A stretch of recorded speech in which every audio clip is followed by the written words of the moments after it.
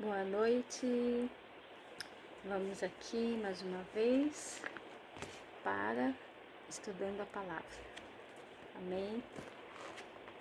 Bom, agora seria a leitura do capítulo 6 de Provérbios, mas como eu falei no último vídeo, eu vou terminar de ler alguns estudos que traz aqui da minha Bíblia. No capítulo 5 de Provérbios a gente aprendeu sobre a advertência contra a lascívia, né? A advertência que o Senhor traz contra a sensualidade, né? E aí fala da mulher adúltera e tal. Então, lendo aqui o estudo da Bíblia, o título é assim: Beleza, mais do que um rosto atraente. As escrituras falam com frequência da beleza interior e exterior. Várias mulheres da Bíblia, como Sara, Rebeca, Raquel, Abigail, Batseba e Esther, se destacam por sua beleza. A rainha Esther passou por um tratamento de beleza. Aliás, o livro de Esther relata um concurso de beleza. A aparência de uma mulher cristã deve complementar o seu espírito interior e em nenhum momento representar um empecilho para o reino de Deus. A beleza não consiste apenas no rosto bonito ou na última moda. Para uma mulher piedosa, a boa higiene, os cuidados com a pele, roupas apropriadas e boas maneiras são meios de apresentar uma aparência exterior agradável que atraía outros para perto dela, dando-lhe a oportunidade de falar do Cristo que habita em seu interior. O semblante de uma mulher muitas vezes reflete o seu coração. Quando ela permanece no amor de Deus, seus traços tendem a se suavizar e seu rosto espelha a paz de seu interior. Seus atos e atitudes costumam indicar onde estão as suas raízes. Isso é verdade. Achei interessante, vou até grifar aqui. O semblante da mulher muitas vezes reflete o coração. Quando ela permanece no amor de Deus, seus traços tendem a se suavizar e seu rosto espelha a paz de seu interior. Seus atos e atitudes costumam indicar onde estão suas raízes. Quando seu coração está arraigado na paz e na alegria, a presença do Espírito Santo em seu interior faz o seu semblante irradiar vitalidade, entusiasmo, amor e uma sensação profunda de bem-estar. Algo que nenhum perfume, maquiagem, estilista, penteado ou condicionamento físico pode criar. E essa mulher se torna atraente para outras pessoas. É aquela paz também que excede todo entendimento, né?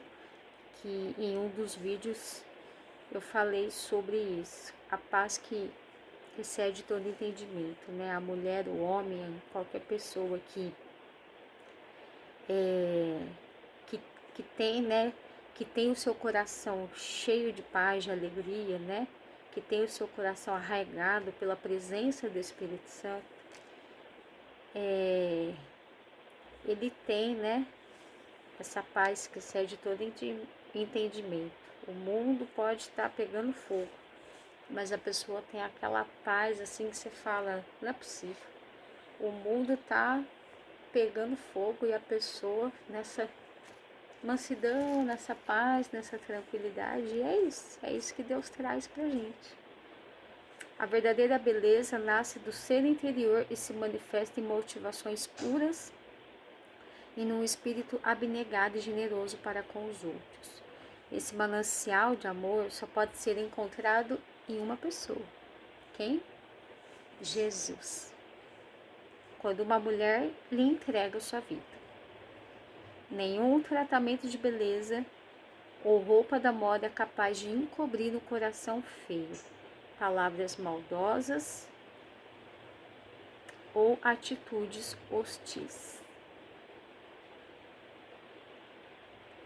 Então é isso, beleza, mais do que um rosto atraente, né?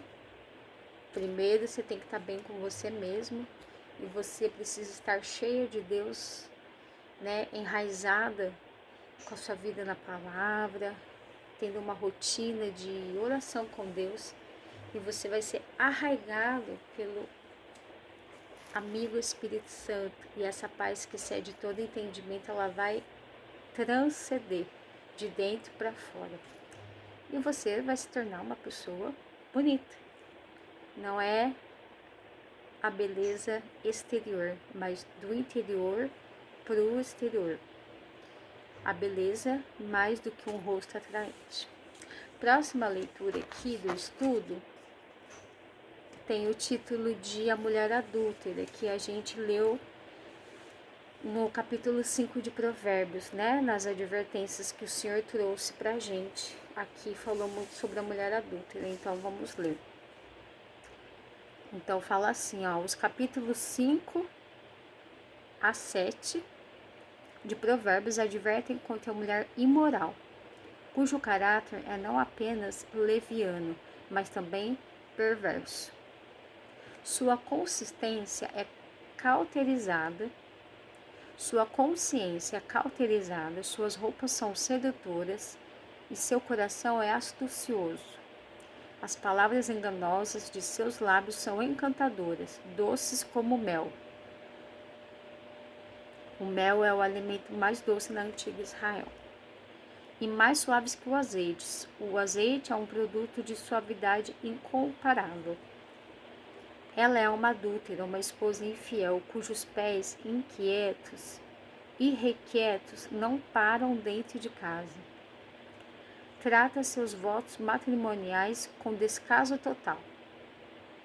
Se rebela contra a lei de Deus e usa a surpresa e a lisonja como táticas de sedução. Ela seduz o jovem ingênuo e insensato com descrições vívidas de seu leito perfumado à espera de uma noite de amor emocionante. Seu caráter e modo de viver revelam perversidade, pois ela não pondera sobre a vereda da vida. Ao invés disso, conduz suas vítimas pelo caminho que termina em destruição, privando-as de todas as suas forças e bens materiais. No final, a insensatez daqueles que deixam seduzir por ela lhes custa a própria vida. O pai mestre apresenta 3 maneiras de evitar essa mulher, cuja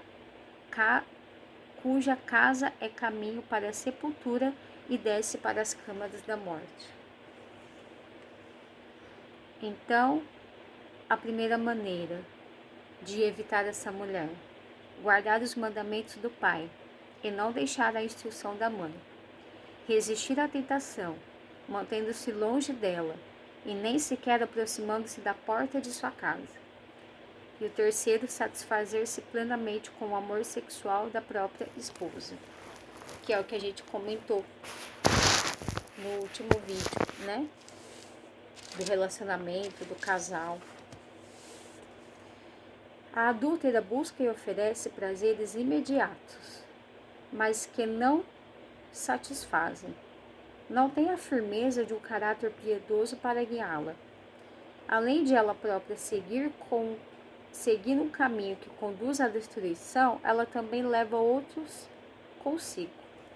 Além de destruir a sua própria família e perder a comunhão com os seus, também arruína outros lares. No entanto, por maior que seja a insensatez dessa mulher, ela só precisa se entregar a Cristo para receber o perdão e aprender do temor do Senhor, a fim de obter as bênçãos da sabedoria. Deus ainda é tão misericordioso, né? Que mesmo a mulher adúltera, aqui no caso, nesse contexto, por mais que ela faça de tudo errado, por mais que ela leve as pessoas à destruição, à ruína, né? Ela só precisa fazer o quê? Se arrepender verdadeiramente, entregar a sua vida para Cristo, deixar que Ele faça morada no seu coração e receber o perdão de Deus, né? E aprender o temor do Senhor, respeitar o Senhor e realmente ter uma vida, uma conduta de vida correta, né? Porque não adianta também você só aceitar o Senhor na sua vida, você tem que ter uma atitude de vida, né? Você tem que estar longe do pecado, você tem que ter uma conduta de mudança de vida, né? Então você tem que se apartar do mal, se apartar do pecado, abandonar aquilo, né? A fim de obter as bênçãos da sabedoria. Então, sobre a mulher adúltera, é isso. Aí tem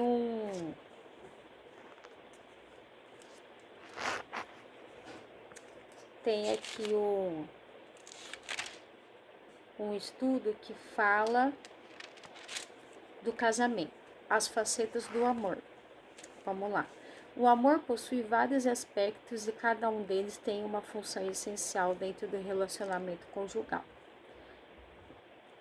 Primeiro ocorre a atração entre duas pessoas, normalmente chamada de desejo, e que deve continuar sendo uma faceta de grande importância em todo o casamento. O amor também envolve o romance, forte, doce e cativante. O verdadeiro amor é marcado pelo contentamento mútuo, por uma sensação de segurança e de propriedade que capacita os parceiros a cuidar um do outro e a prometer fidelidade total.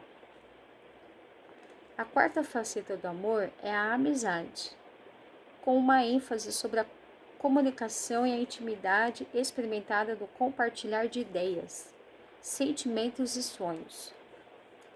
Esses quatro aspectos do amor formam um conjunto com o amor de Deus, o elemento absolutamente essencial para que o casamento seja duradouro. O amor de Deus é incondicional, é oferecido sem esperar nada em troca. O amor abnegado, que no grego significa ágape, é um ato da vontade e não das emoções. O amor ágape não é egoísta nem exigente. Percebe o valor do amado, reconhece sua responsabilidade para com ele, continua a crescer, nunca se apaga e é puro. Deus criou o casamento para ser uma relação não apenas permanente, mas também de amor e crescimento do começo ao fim. Uma verdade que está ao alcance dos cristãos, pois faz parte da vontade de Deus.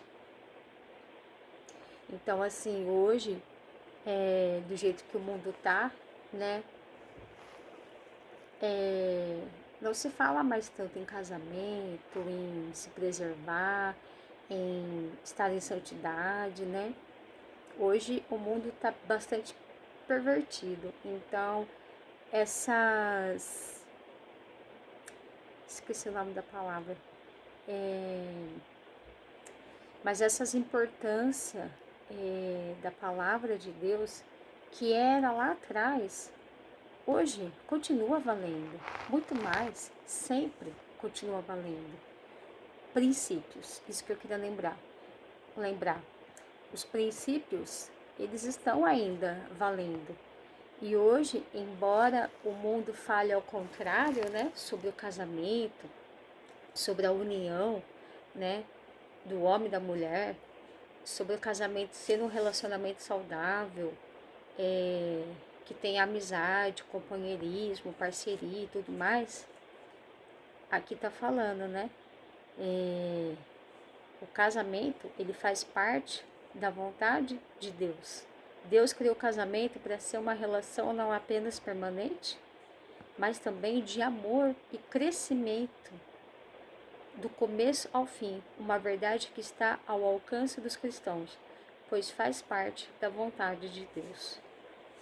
Quando todos os 5 aspectos do amor são expressos no casamento, a permanência desse relacionamento é garantida. A casa é edificada, estabelecida e enchida de riquezas preciosas e deleitáveis. Muito bem. Que Deus abençoe, que você viva um casamento segundo a vontade de Deus, um casamento saudável, amoroso, cheio de paz, de alegria dentro do seu lar, do seu relacionamento, e que seja muito abençoado, em nome de Jesus. O último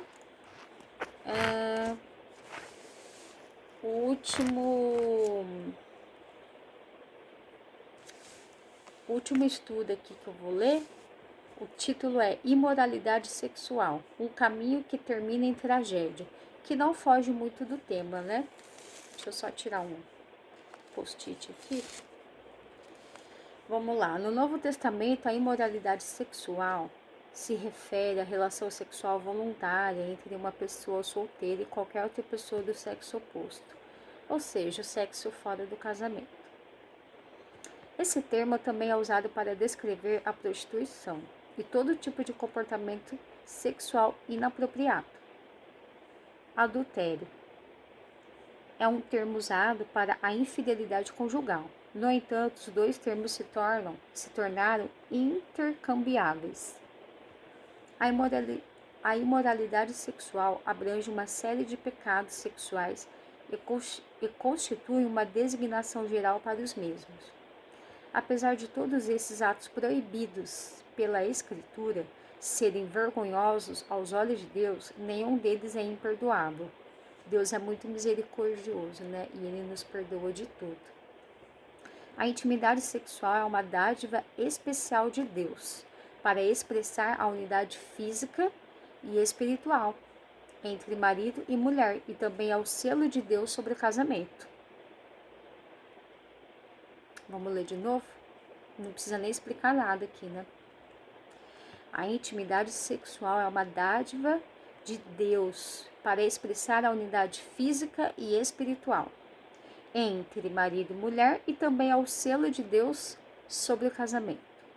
Assim, Deus espera que levemos a sério os mecanismos de proteção que Ele estabeleceu para esta união exclusiva e íntima. A imoralidade sexual tem consequências trágicas. Quais são as consequências da imoralidade sexual? A sexualidade, uma dádiva boa de Deus. A sexualidade, uma dádiva boa de Deus para expressar o amor e aproximar o casal, é abusada. O corpo que Deus criou para ser seu templo e habitação do Espírito Santo é degradado. O nosso corpo, nós somos o templo do Espírito Santo. Deixa eu endireitar minhas costas, né? Então, se você usa o corpo para desagradar ao Senhor, ou melhor, se você usa o seu corpo, o seu templo, de forma errada, você está desagradando ao Senhor. 3. Como acontece com todo pecado, aqueles que se entregam à imoralidade sexual se separam de Deus e rompem sua comunhão com outros cristãos, prejudicando o reino de Deus. Né? Acaba tendo uma separação aí da comunhão de você com Deus e de você com as pessoas. Sem você perceber, acaba tendo sim uma separação. 4. Uma das partes envolvidas pode ser explorada e abusada. A intimidade natural e sagrada que Deus criou para um relacionamento monógamo permanente é negada. No entanto, não podemos nos esquecer da misericórdia e do perdão de Deus. Qualquer mulher que se entregou à imoralidade sexual pode sim encontrar perdão e cura aos pés da cruz. É aquilo que a gente leu aqui agora há pouco. É você se arrepender verdadeiramente, abandonar os maus hábitos, abandonar o pecado não querer fazer de novo as coisas erradas, se desviar do mal, manter sua conduta de vida firme, enraizada no Senhor. E Ele, com certeza, você vai encontrar o perdão do Senhor na sua vida e a cura através de Jesus. Amém? Então, imoralidade sexual é um caminho que termina em tragédias, tá? E o casamento tem as facetas do amor. Então, se seu casamento não anda muito bem, você consegue sim recuperar. Amém? Peça ao Espírito Santo estratégia, conselho, que ele vai te orientar da melhor forma. Vamos lá para o capítulo 6, então, da leitura. 6 de Provérbios. Advertência contra o servir de fiador. Filho meu, se ficaste por fiador do teu companheiro, e se te empenhaste ao estranho, estás enredado com o que dizem os teus lábios, estás preso com as palavras da tua boca. Agora, pois, faze isto, filho meu, e livra-te, pois caíste nas mãos do teu companheiro. Vai, prostra-te e importuna o teu companheiro. Não des sono aos teus olhos, nem repouso às tuas pálpebras. Livra-te como a gazela da mão do caçador, e como a ave da mão do passarinheiro. Eu vou até ler aqui já o estudo do rodapé, para explicar melhor para a gente esse contexto. Advertência contra o servir de fiador. A advertência é para não assumir responsabilidade pela dívida de outra pessoa. Ó, até isso o Senhor nos ensina, até isso Ele nos adverte. Então vamos lá. A advertência é para não assumir responsabilidade pela dívida de outra pessoa. Provérbios fala com frequência sobre servir de fiador. Duas expressões fortes são usadas para incentivar a pessoa a se desobrigar de seu compromisso como fiador de alguém. Prostra-te. Sugere que, se necessário, é melhor ser humilhado do que ficar presa ao compromisso em questão. Importuna recomenda uma argumentação veemente e contínua até que a outra pessoa a libere do seu compromisso. Então, gente, não vamos ser fiador dos outros, né? Não vamos pagar a dívida por outra pessoa. Não vamos assumir, né, responsabilidade pela dívida de outra pessoa. Cada um tem que assumir a sua bronca, né? Continuando, versículo 6. Advertência contra a preguiça. Vai ter com a formiga, ó preguiçoso. Considera os seus caminhos e sê sábio. Observa as formigas, preguiçoso. Veja como que ela trabalha. Vai aprender com as formigas. Presta atenção. Não tendo ela chefe nem oficial, nem comandante no estio, prepara o seu pão. Na cega, ajunta o seu mantimento. Verdade, né? A formiguinha sempre está trabalhando, sempre está pegando seu alimento. O Senhor nos ensina até através de uma formiguinha.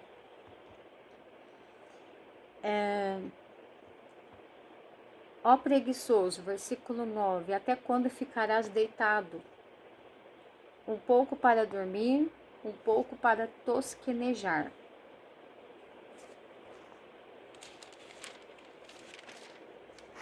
Um pouco para encruzar os braços em repouso. Assim sobrevirá a tua pobreza, como um ladrão, e a tua necessidade, como um homem armado.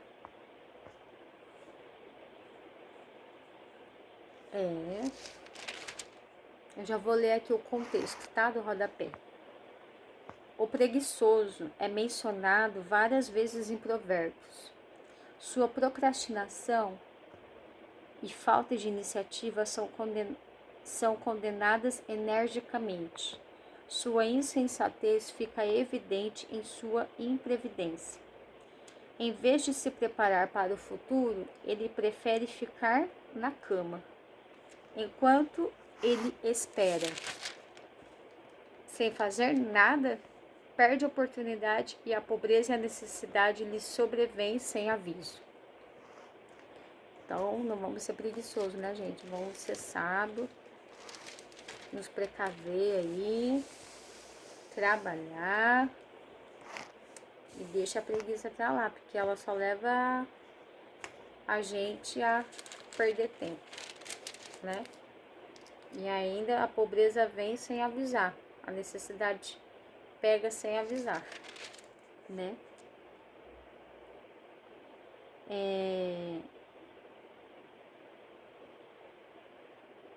Eu tinha já lido isso sobre a preguiça e eu anotei aqui uma vez que a procrastinação, né, é vinculada com a preguiça. Quando você tá estacionado, não faz nada, não vai nem para frente nem para trás, entendeu? Você tá procrastinado, está parado. E eu escolhi aqui, ó. Eu escrevi aqui. Eu devo ter visto em alguma pregação. O perfeccionismo é a trava para a procrastinação. A pessoa perfeccionista, ela quer fazer tudo tão certinho que isso acaba sendo uma trava para ela. E aí é onde ela não avança, é onde ela não evolui. Ela procrastina, ela para. Ser perfeccionista é bom, mas também não pode ser, né? Tudo que é demais é demais. Tem um certo limite. Então, o perfeccionismo aqui, ele ensina que ele é a trava para procrastinação, porque você quer fazer tudo tão certinho, tão detalhadinho, que você não vai para frente, você não dá andamento, porque você ainda está parado no seu perfeccionismo, no jeito certinho de fazer, entende? E aqui fala, vencer a procrastinação é você sair do zero, fazer aos poucos todos os dias, fazer o mínimo, você vai rompendo. É melhor você fazer pouco todos os dias do que você não fazer nada. Se você não fazer nada, você tá parado, você tá procrastinado. Então, vamos vencer a procrastinação, sair do zero, fazer aos poucos todos os dias, fazer o mínimo, você vai romper. Amém? Então, vamos lá, continuando aqui, versículo 12. Capítulo 6, versículo 12, advertência contra a maldade. É o último trecho do... Não, penúltimo. Advertência contra a maldade. O homem de Belial, o homem vil, é o que anda com a perversidade na boca. Acena com os olhos, arranha com os pés e faz sinais com os dedos. No seu coração há perversidade. Todo o tempo maquina o mal. Anda semeando contendas, pelo que a sua destruição virá repentinamente. Subitamente será quebrantado, sem que haja cura. 6 coisas o Senhor aborrece, e a sétima a sua alma abomina: olhos altivos, língua mentirosa, mãos que derramam sangue inocente, coração que trama projetos iníquos, pés que se apressam a correr para o mal, testemunha falsa que profere mentiras. A sétima ele abomina: o que semeia contendas entre irmãos. Que forte, hein? Meu Deus. E o que semeia contendas entre irmãos. Jesus. É forte. Papai, me livra disso. Ó. Não tem nem o que explicar. Do versículo 12 até o 19, advertência contra a maldade. Se você quiser ler de novo aí na sua casa, forte. Vou ler o estudo aqui. Deus aborrece não apenas o homicida e o adúltero, mas também aquele que semeia contendas. É interessante observar que vários itens das duas listas de coisas que o Senhor abomina são pecados de atitude. Acena com os olhos, olhos altivos, e pecados da língua, perversidade da boca, língua mentirosa e testemunha falsa. Tá tudo vinculado mesmo. Último trecho, gente, advertência contra a mulher adúltera. Ah, a mulher adúltera aí de novo. Filho meu, guarda o mandamento de teu pai, e não deixes a instrução de tua mãe. Ata-os perpetuamente ao teu coração, pendura-os ao pescoço. Quando caminhares, te guiará. Quando te deitares, te guardará. Quando acordares, falará contigo. Porque o mandamento é lâmpada, e a instrução, luz. E as repreensões da disciplina são o caminho da vida. Que bonito. Para te guardarem da vil mulher e das lisonjas da mulher alheia. Não cobices no teu coração a sua formosura, nem te deixes prender com as suas olhadelas. Por uma prostituta, o máximo que se paga é um pedaço de pão, mas a adúltera anda à caça de vida preciosa. Tomará alguém fogo no seio, sem que as suas vestes se incendeiem? Ou andará alguém sobre brasas sem que se queimem os seus pés? Ainda será com o que se chegar. Assim será com o que se chegar a mulher do seu próximo. Não ficará sem castigo todo aquele que a tocar. Não é certo que despreze o ladrão quando furta para saciar-se tendo fome, pois este, quando encontrado, pagará 7 vezes tanto e entregará todos os bens da sua casa. O que adultera com uma mulher está fora de si. Só mesmo quem quer arruinar-se é que pratica tal coisa. Achará açoites e infâmia, e o seu opróbrio nunca se apagará.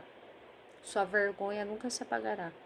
Porque o ciúme excita o furor do marido, e não terá compaixão no dia da vingança. Não se contentará com o resgate, nem aceitará presentes, ainda que sejam muitos. Então, gente, é ficar longe aí da mulher astuta, da mulher adúltera, daquele que quer desviar você da rota. Vou ler o estudo aqui para a gente encerrar. A mãe é descrita como mestra de seus filhos. A palavra de Deus é lâmpada para os pés e luz para os caminhos. Como a palavra de Deus, as ordens dos pais também são lâmpada e luz, oferecendo orientação sábia para a vida dos filhos. Essa analogia mostra aos pais a importância de ensinar seus filhos segundo a palavra de Deus. Um fato sério a ser lembrado é que os pais só podem ensinar aos filhos aquilo que eles mesmos sabem e estão colocando em prática em sua própria vida. Uau! Não adianta você querer ensinar ao seu filho uma coisa que você não faz, que você não pratica. E eu observo muito nas crianças que elas observam muito a gente, elas copiam muito o que a gente faz, o que a gente fala. E às vezes você acha que não, às vezes ela tá brincando ali com qualquer coisa e elas estão escutando o que você tá falando. E daqui a um tempo, passam uns dias, ela tá falando exatamente aquilo que ela ouviu você falar. Então, nós como pais somos o primeiro exemplo para os nossos filhos, né?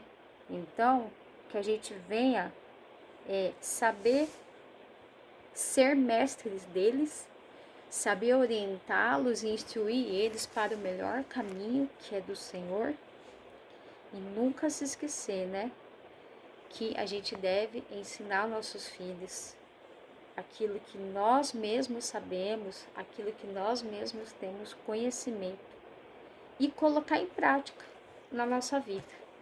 Amém? Isso vai ser uma rotina, vai se tornar algo tão automático que você tendo essa vida, essa comunhão com Deus, essa conduta, esse estilo de vida, né? De estar enraizado na palavra, de estar perto de Deus, que isso automaticamente, além de ser um exemplo para o seu filho, você já vai estar ensinando ali na sua conduta de viver.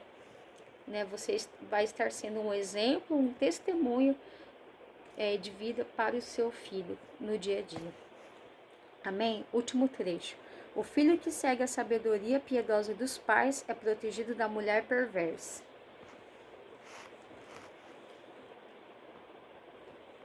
O Talmud identifica o coração e o olho como agentes de pecado. Ao permitir que nossa mente se encha de pensamentos lascivos, nos expomos deliberadamente à tentação. Então, se a gente estiver pensando qualquer coisa, Espírito Santo me ajuda. Tira esse pensamento de mim. Não quero dar barda, né? É você sair fora. O adultério pode ser considerado um tipo de suicídio. Aqui nas últimas leituras ele fala, né, que a mulher adúltera conduz à destruição, conduz à morte. Morte espiritual, às vezes até morte física mesmo, né? Mas assim, nessa questão aí de morte, te leva à destruição, né? A pessoa que entrar numa relação adúltera e escolher a insensatez em vez da sabedoria piedosa, certamente sofrerá as consequências dessa escolha, até sua alma será destruída. Fim. Não tem mais o que falar, né? É a gente se proteger contra a maldade, contra a mulher adúltera, é não servir de fiador, é não ser responsável pela dívida de outra pessoa. Cada um tem a sua responsabilidade de vida. E advertência contra a preguiça, né? Vencer a procrastinação. Fazer todos os dias um pouquinho. Você vai tendo uma rotina e você vai sair do zero. Fazendo aos poucos, todo dia, você vai romper. Amém? Aprendemos bastante, essa leitura foi muito bacana. Provérbios, versículo 6, foi muito esclarecedor. Aprendemos bastante. Próxima leitura nossa vai ser Provérbios 7, ó o título. Mais advertências contra a mulher adúltera. Ô, mulherzinha. Essa aí vem para destruir mesmo, hein? Que você seja livre dessa mulher adúltera, em nome de Jesus. Amém? Boa noite. Deus abençoe. E até a nossa próxima leitura, ok? Tchau.